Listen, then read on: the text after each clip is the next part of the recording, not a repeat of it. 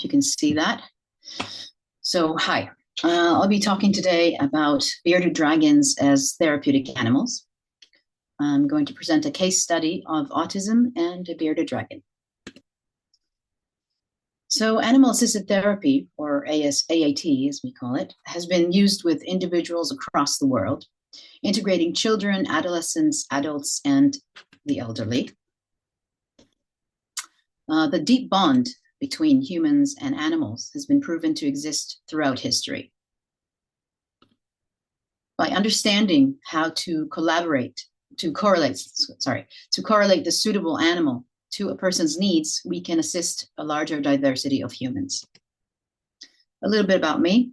I manage a therapeutic zoo at an elementary school.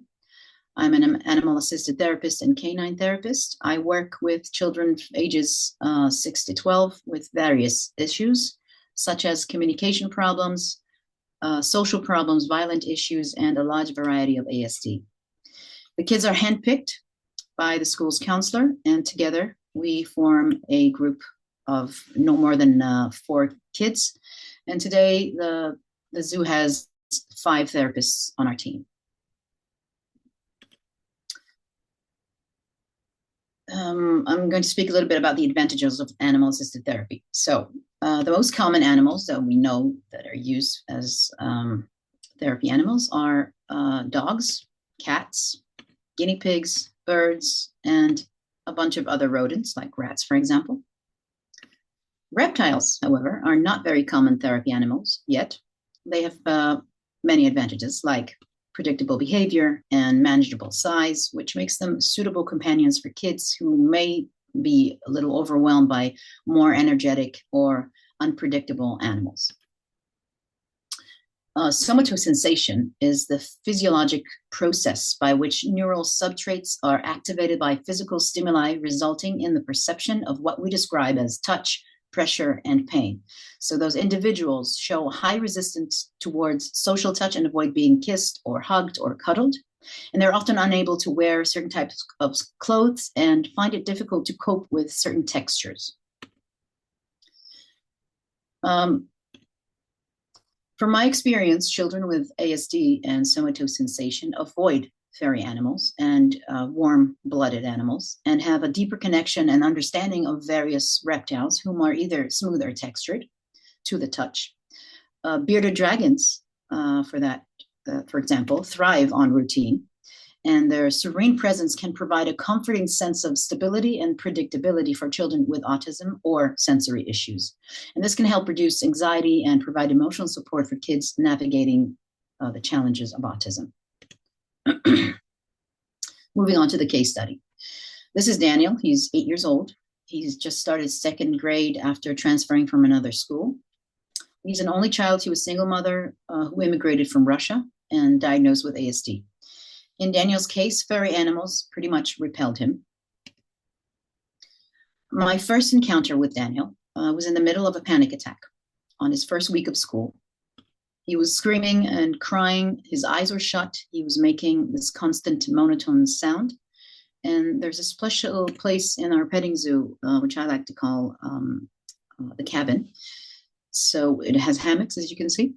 So I helped him lay down in one of the hammocks, and I went to grab one of our bearded dragons, Napoleon. He was still crying, making the monotone sound, and his eyes were still shut. I told him I was going to put a bearded dragon on his chest, and the second I did, he stopped crying. I said, I think Napoleon is a little scared of that sound that you're making. And after a few more moments, he stopped. Then he opened his eyes, looked at Napoleon, patted her on the head, and smiled. The next incident was bullying by another kid, which made Daniel extremely violent. I was called to his classroom. I took him to the hammock, brought Napoleon, and after a few minutes, I asked him what happened. And he said that this kid was picking on him until he just couldn't take it anymore. So he snapped, hit that other kid, and started throwing things in the classroom. I asked him to look at Napoleon and see if she was missing something. He looked at her and he saw that she was missing an arm, as you can see. And he said, "Oh no, you poor thing, how did this happen?" So I told him Napoleon's story, which she was bullied when she was younger, before she came to us, by her friends. And the bigger dragons bit off her arm. So we took her in. In that moment, Daniel saw Napoleon in a totally different light, as if she understood what he was going through since she experienced bullying too. I call this the empathy button, and it motivates pro-social behaviors and inhibits aggressive behaviors. The last significant incident was when Daniel threatened to jump off the roof. He was kicking and screaming, held by several teachers for about an hour and a half. I walked over to him. I kneeled down, whispered in his ear, "Do you want to sit down with Napoleon in the hammock?" He stopped everything. He nodded yes and came down from the roof with me. He entered the zoo, laid in the hammock. I put Napoleon on his chest.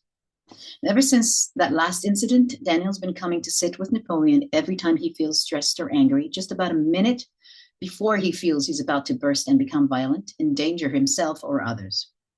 He now knows how to apprehend his situation before it happens.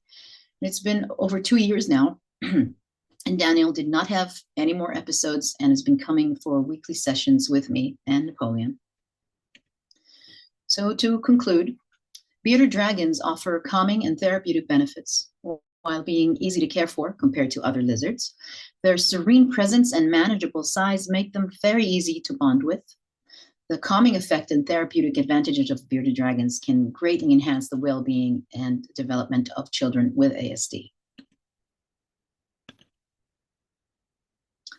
And today in our living zoo, as I like to call it, we have over 40 animals, from ducks to chickens, parrots, bunnies, guinea pigs, lab rats, and we even have a sheep with a neurological problem, to a large variety of reptiles like leopard geckos, corn snakes, an iguana, ball pythons, and of course, our bearded dragons. Most of the animals are running free within the compound, healthy and happy, living a really good life. And most of them were rescued from various places and have some sort of disability, which makes them so much more approachable. Ever since I started this journey, I've seen kids from diverse backgrounds deal with various issues. But the common thing in all of them is the empathy and joy that this brings to them.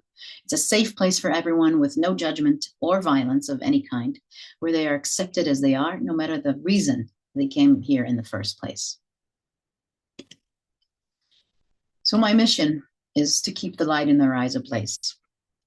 Thank you very much for your time.